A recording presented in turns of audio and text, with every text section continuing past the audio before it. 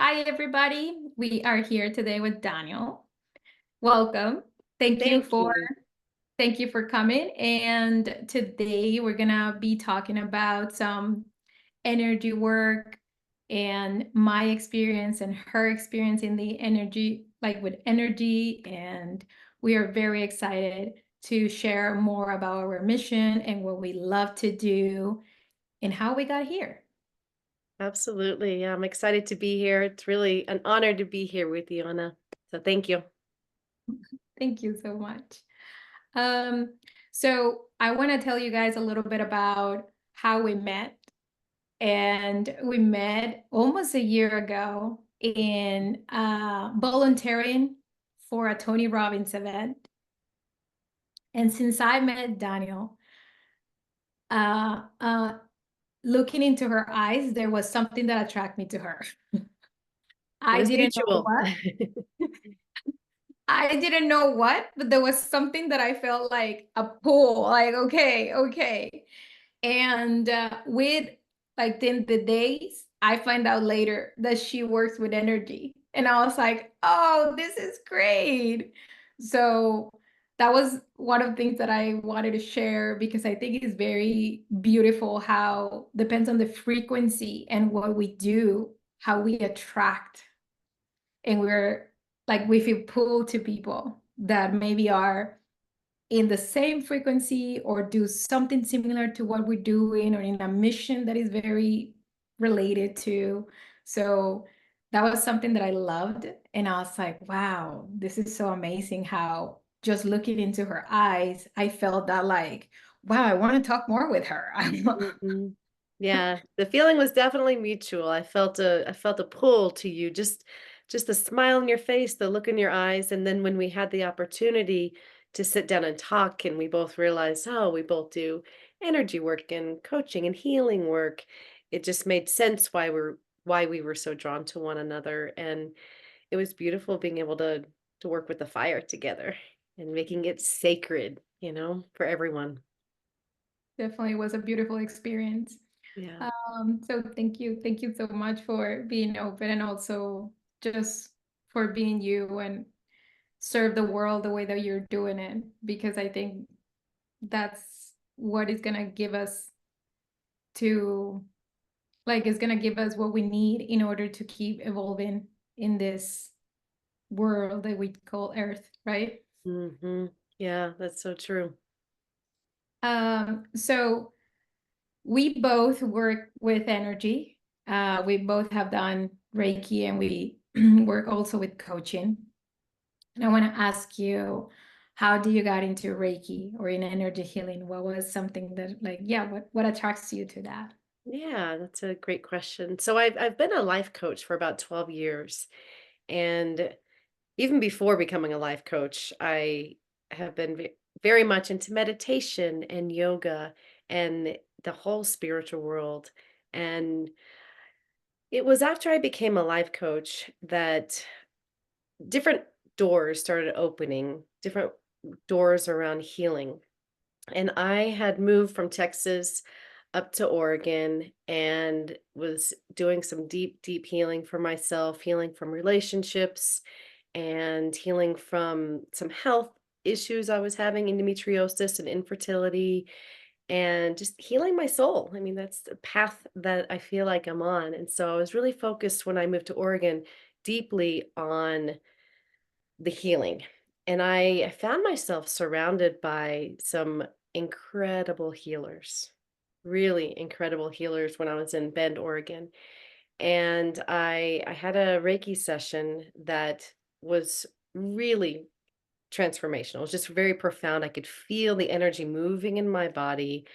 I had less pain in the endometriosis issues I was having. I felt I was feeling release from old trauma. So I had a lot of significant things happening.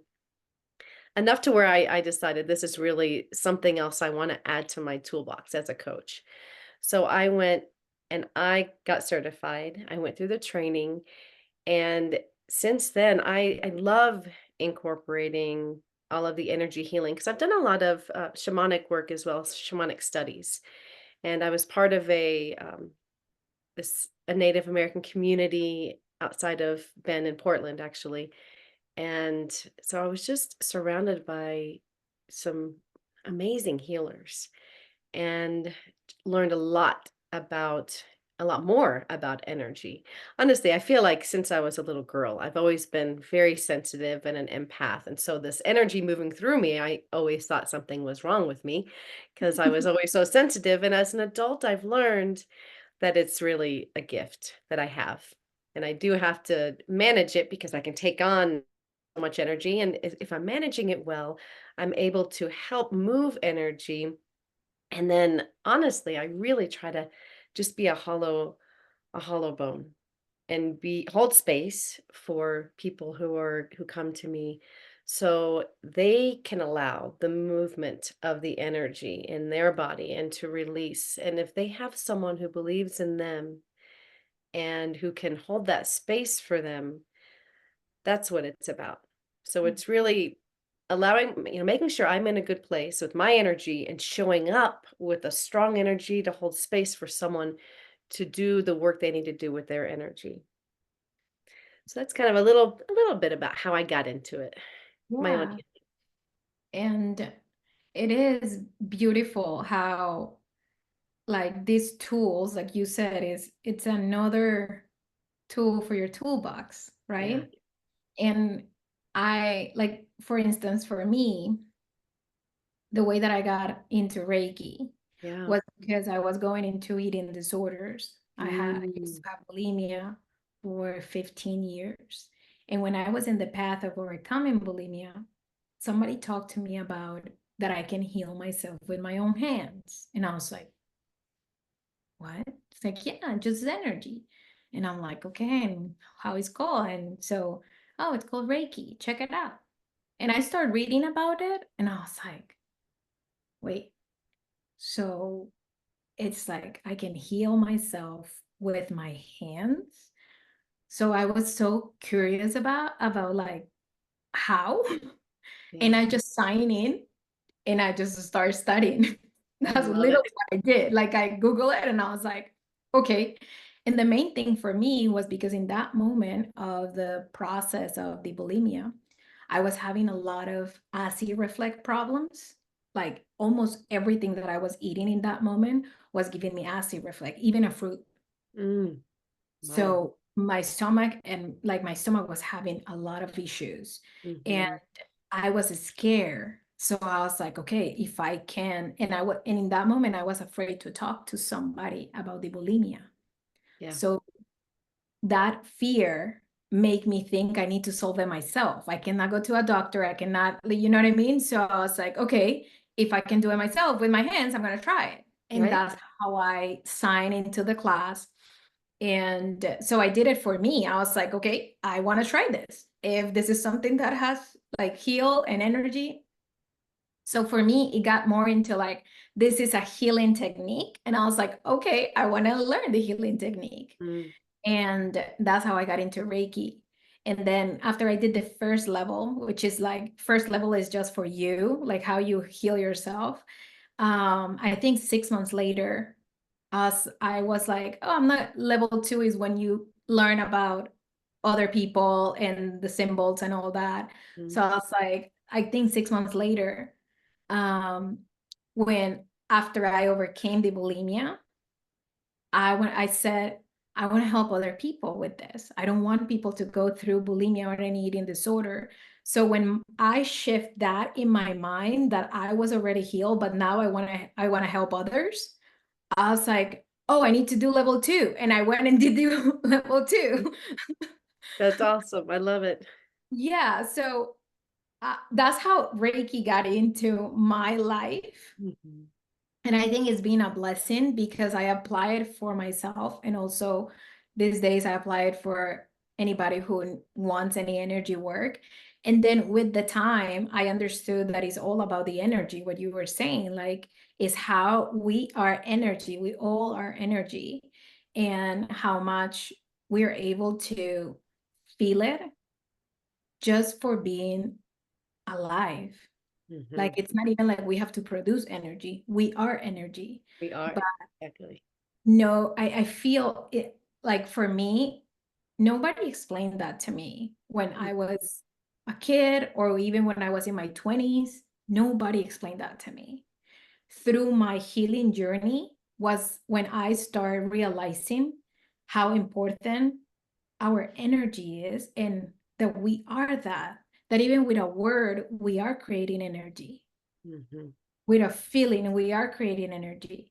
And you were saying that since you were a little kid, you were very like an empath and feeling everything, very sensitive, very similar to me. Like when you said that, I was like, oh my God. Because in Yeah, my house, my parents used to say that, like, you cry for everything. You cry if he's happy, you cry if he's sad, you cry if you're like, Anna, come on, stop crying. Why you cry all the time? And I was right? like I didn't feel understood and I thought it was wrong. But then now as an adult and getting to know myself in the healing journey, I realized the same as you that it is a gift to feel that much. Mhm. That it's actually like when it's a problem is when you don't know that it's a gift. So you don't Right. know how to manage it.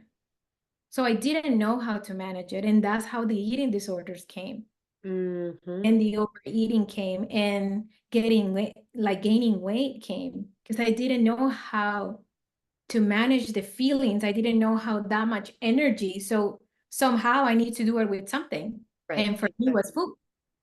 For other people, it's alcohol. For other people, Mhm. it's drugs. There's some other people that is exercise. They exercise more than 3 hours a day. Mhm. So it's kind of how knowing ourselves and knowing these concepts help us to really understand who we are and how we can serve with them. That's the Right. way that I see it. Yeah, I see it the same way. Once we can help ourselves, and using this tool or any other healing tools, and then being able to really, once you're in a good, strong place in yourself and you know yourself really well and you're managing your own things really well, then service to others is so important because that's what will keep us going. I don't know about you, but for me, it's so much easier to think about other people than to worry about taking care of myself, right? It's like, oh, service, okay, then I'm ready to do it. It keeps me going. Yeah, and I think that shows how much we really care about others and it's ourselves and others, right? But how much love we want to give, Yeah, how much love we feel that we're like, okay, we want to serve other people. right. And in my case, I used to take care of people like outside constantly, but I didn't fulfill my cup. Mm-hmm. And that was one of the things that I had to go over and start understanding that the first person that I needed to take care of was myself. So Yeah. one of the things that I do said is like the first client, it's me. Mm-hmm. That's the first client. So Yeah. there are routines that I do that there's no negotiation on those, right? For me, going on a walk daily, even if it's a 30-minute walk, I do it. Writing, I love writing. So even if it's 20 minutes or sometimes I write and it's just like, hi Anna, do you want to write today? What do you want to talk? And I was like, I don't know what I'm going to talk. And I just write that, Yeah. but it's releasing. And for me is how I take care of myself. A small meditation could be 15 minutes, sometimes it's an hour. Mm-hmm. But little things like that in my daily routine help me out to be there in whole space, like you said, whole space for somebody else. Right. And it's not necessary for a client, for my family, like for my partner, for my Mm. parents, for my friends, whoever I'm meeting that day. That helped me out to be in a better state so I can bring that to like the day. Yeah. Yeah, that How resonates very deeply with me. And I'm glad you said that because that truly has been my biggest life lesson that I have been working on healing is making sure I'm taking care of myself. Because when I was younger, I just had to take care of other people to the point where, I was neglecting myself. And I finally, with all these tools, am taking better care of myself. Like you said, all the self care, the journaling, the meditating, doing yoga, taking walks, being in nature, cooking for myself, setting boundaries, all of these things, they're required for me to be able to survive now. And they still come up sometimes. I still notice, and they sneak in. They're not as big as they used to be.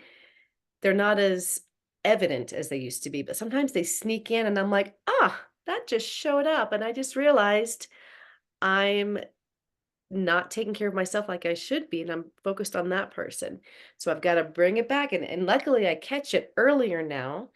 And I'm able to say, okay, I need to set some boundaries for myself. I need to take care of myself.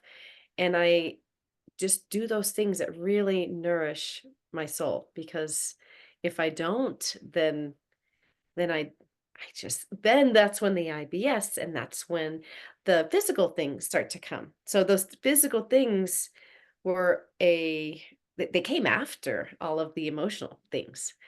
Another tool that I use today that I love, that I actually became a practitioner of as well, as breath work. Breath work is another tool that I use, which is also the energy of our breath. Uh-huh. So it's different than Reiki, but there's so many similarities. And I am very passionate about breath work. I did a session this morning, actually, and I end up often getting tetany.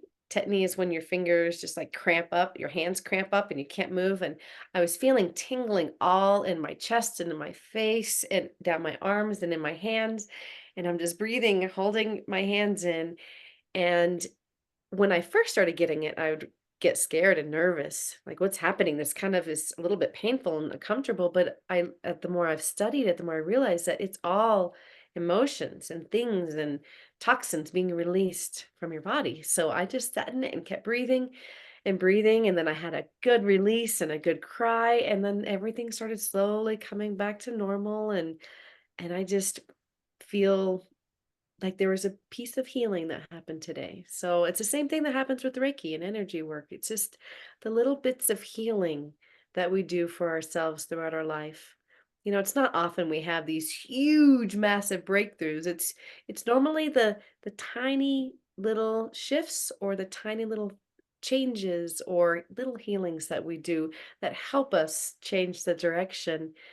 Those big breakthroughs are wonderful, but they don't happen every day, but we can do a little bit of healing for ourselves every day to help really be on a path of consciousness and be in a really good place for ourselves. Yeah, yeah, I agree 100% with you on that. That it is like sometimes I think the expectations, um, people have expectations that is like, oh, I have to have this big breakthrough that is gonna flip my life 180 degrees. And there are things like that, but in order for you to do that flip, there has to be a lot of work in. It Mhm. doesn't happen just from, Right. unless it's a life or death situation. Like that you already know, like either you do it or you die. Like Yeah. you want to leave, you have to do it. Which is when people get like the ultimate and like in a health, like with some condition on health, right? Like you have to stop smoking. If not, you're gonna die with cancer, or like because your lungs are already like this, like this, like this, and like that. Like situations like that, I feel that those are like big breakthroughs and that happen, but it's not an everyday thing, as you said. And it's beautiful what you said about like the daily and little actions that we take daily. Mm. There's two things that came to me when you were saying that. One is those little actions will get like would lead us to the more peaceful and happiest and better version of the life that we really want to live. Mhm. We feel every time more freedom, more happiness, more harmony in our lives, Right. right?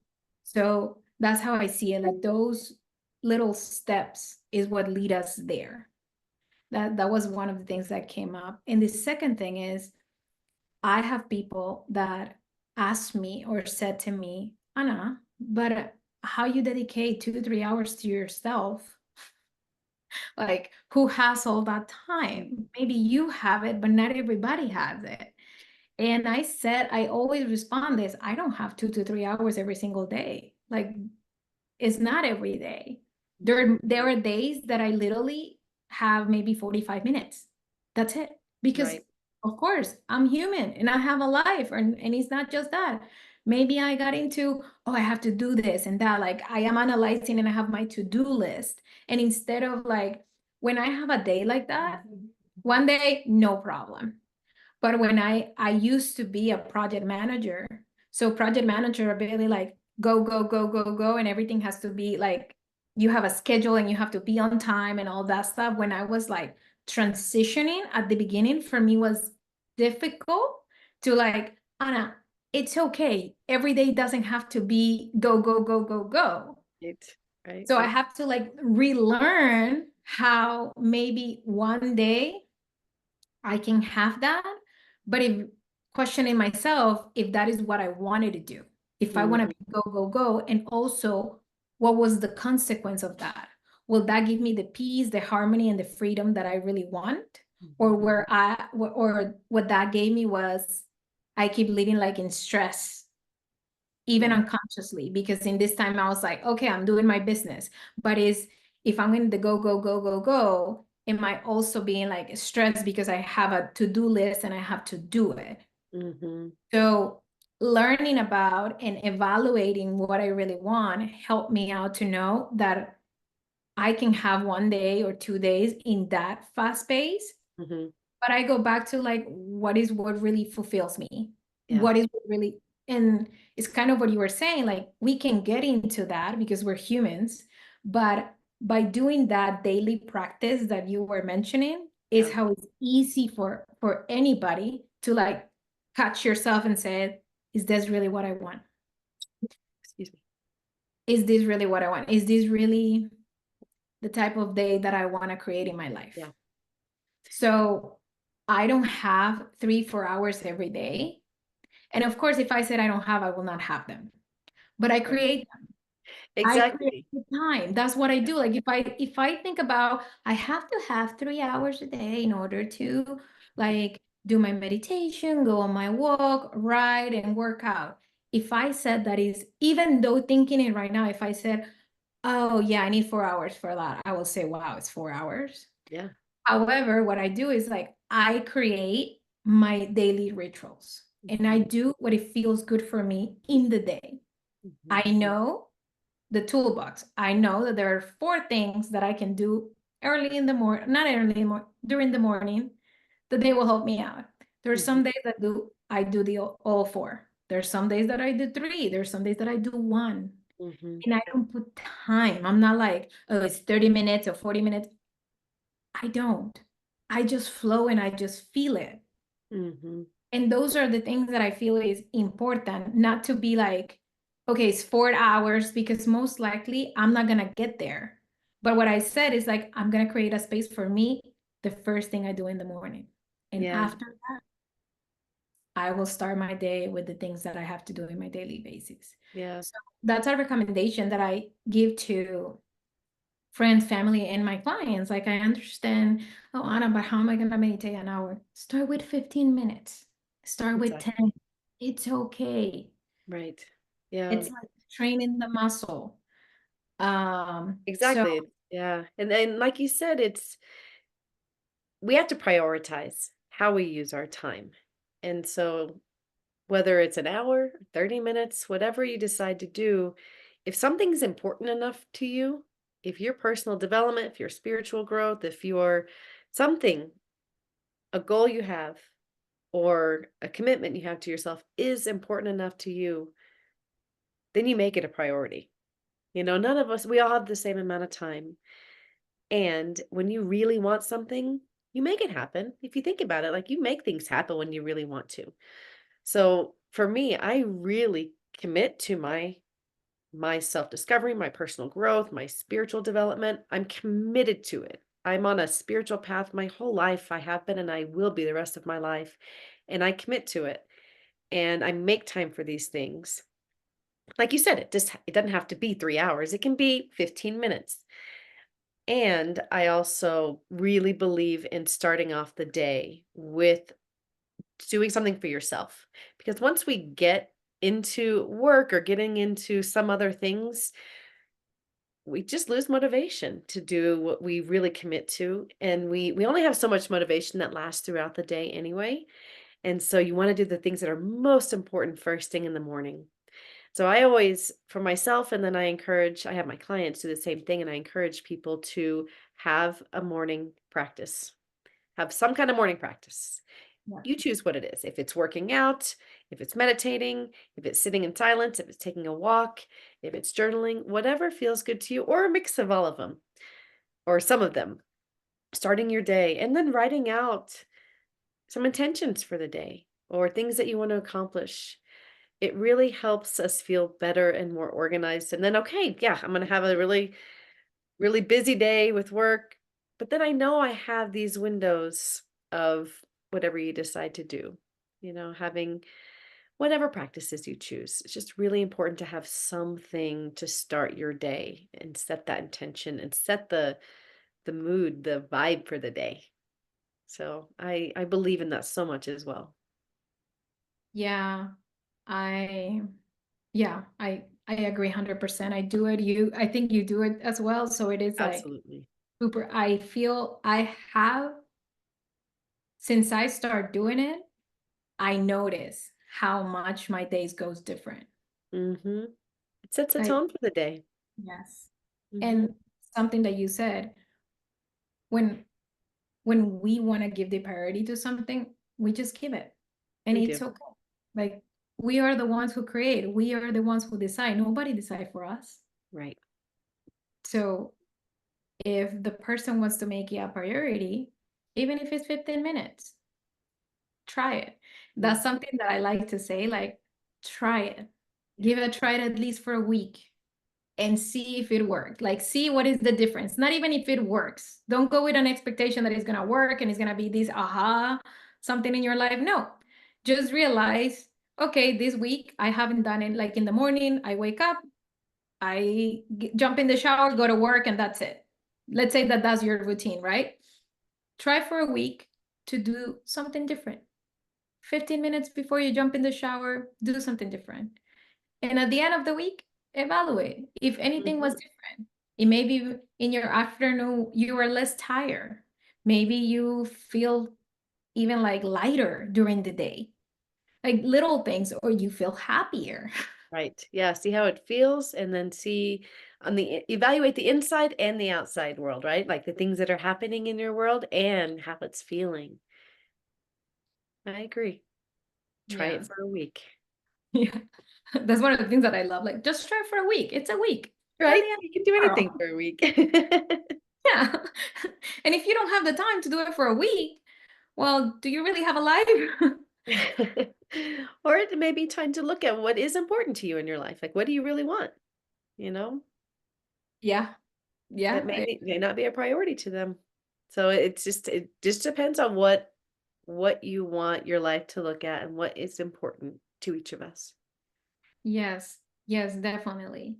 Um, I do want to ask you a little bit more about the breath work because Mhm. I have been in like somatic work, breath work events. And there are some meditations that I have done that there's the use of the breathing also. I have done Kundalini yoga, which they also work a lot with the breath.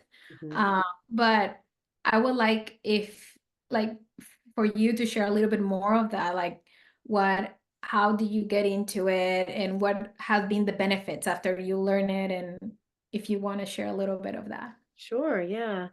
So I've always done breath work as a yogi. I've always had pranayama and done breath work and mindfulness breath.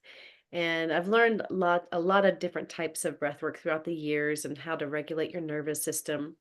And it was about 2.5, 3 years ago, I was doing it's similar to the holotropic breath work, where you're breathing in and out of the mouth and you're breathing to evocative music and it takes you to an expanded state of awareness where anything can happen.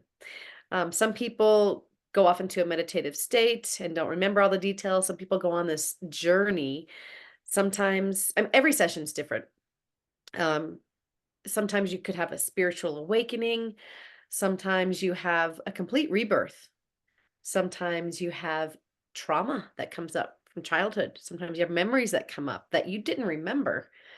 So there's a lot of things, or you could have a blissed out state. You could have a really blissful, beautiful state.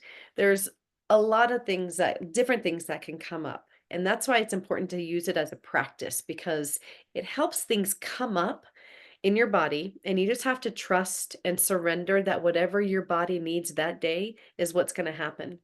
And so the emotions come up and things are released. And sometimes you may feel angry, and, I encourage people to punch into a pillow or scream. Sometimes you may feel sad, you may cry. Sometimes you may feel happy, you may start laughing. Sometimes you just go off into the state and you don't move very much. So it just really depends on what your body needs. So you just trust, you surrender, allow whatever's supposed to happen. It's very similar to like a psychedelic Uh-huh. journey Yeah, without that's any drugs. It's just oh, with your breath. And so you're using this breath to bring up what your body needs and release it. And sometimes you feel like, I don't know if anything really happened, but there's always something happening in your body. There's always some kind of release that's happening or some kind of calming. Something's happening in your body. So I got into this and just because I'm always interested in learning about new healing modalities. And I heard, breathwork's getting bigger a few years ago. And so I started doing this type of breath. And I started having some memories that came up from childhood that I didn't know about that were very traumatic. And it was really scary. And so it helped me bring up stuff that I had no idea that I needed to deal with. And then I was able to find a therapist and work through some things. But what I really love is you heal traumatic experiences or memories that come up, and you can also just heal the day to day. Like today I told you I did a holotropic breathwork session, and all this tingling was just stuff coming out, like stresses I've had over the past few weeks that I haven't either journaled about or talked to someone about, and they're just being released through your breath. So I've had some incredible journeys as well. I have very vivid visualizations a lot of times, journeys that I go on, and they all tell me different stories, or I have like animals that come to me, or different things that happen. I also have had experiences where I was in my mother's womb and I had a complete rebirth. Like it was really intense. And like I said, every single time is different. Sometimes I just had this beautiful, meditative, blissful experience and I come out of it feeling just, refreshed. It's not always like that though. Sometimes it's hard work, but it's always a good release. All of this healing work, a lot of times it is harder, but then it's worth it in the end. So I've had some really deep healing from some childhood traumas, and I use it as a practice. I do it a couple times a week so I can continue to release things throughout the week instead of other traditional healing things, like counseling or therapy is wonderful. And I've done a lot of it in my life, and now I want to try other things, and so the breath work is a really great way for me to stay on top of that. So I have been offering it online the past few years, and I'm going to start offering it in person as well. So I love it. You'll have to come check it out sometime. yes, for sure. Yes, I would love to. I really would love to come check it out because it's you were talking about it and I was like, I want to learn more, like read and learn more about this. It's kind of what you said, like when we learn or we hear about it is more when we heard about a tool that is can help us to connect with maybe something that we're not is not in our consciousness, but is in our subconscious. Hmm. And I think you and I already know that when we heal, part of the healing process is releasing a lot. So it sounds for me that the breath work, it does a lot of releasing. Mhm. And every time that we release, in my experience, is more freedom and more space that we have for being conscious and living the life that we really want. Yeah. That's like kind of how I see it, which is why do I do what I do? Like, okay, how can I help people to release the past and be more aware of where they are and how they're doing it? And I do it for myself. Like, where do I like check in on my present, right? Check in with me. Mhm. So it sounds amazing. Yeah, I would love to, definitely. Yes, it is a big release, and the only way to get past and through these emotions that we're holding in our body is to feel it. You have to feel it, and then it can be released. So that's where the challenging piece comes in, and then that's why it's always worth it because it's released, and then you have this opening inside of you, more space inside of you for love and gratitude and serenity and hope and all the beautiful feelings, peace, that makes us more of our truest essence. Yeah, that's true. Um, well, I don't have any other question, but do you have any questions for me? I was going to ask you what your mission was, but it sounds like you just answered it. Your mission in helping people release so they can live in their highest selves. Is that true? Yeah, my mission is about with the experience that I had on the healing process with the eating disorders and how that happened with my emotions, with the gift that I have, and also understanding the gift of other people, right? Um, how we can really tune in and be center more consciously so we can feel happy with our present moment and not with the future or the past. I love it. So that like my mission is really that, which when you're in the present moment, nothing from the past or the future matters. Yeah. Just this moment, just what we are doing actually right now. It doesn't matter what is going on anywhere else. Um, and I think that's like learning how to be centered and present. It's a gift, Yeah. especially these days when social media, the TV, all the things that are going around. I feel that is constantly like putting information in us. hmm And I don't think a lot of people have that space to be like, be here in the present and not thinking about what I might have to do later, but this, but that, but, or, oh yeah, yesterday I had this and that is, and it's normal that our brain is going to do that. Like that's totally normal, but how can we train to be in the present moment? What are the tools that we're going to use to be in this present moment and enjoy the present moment instead of like in 2 weeks? Oh, I had this great conversation with Daniel, but when I was here, I didn't enjoy it. Does that make sense? Absolutely.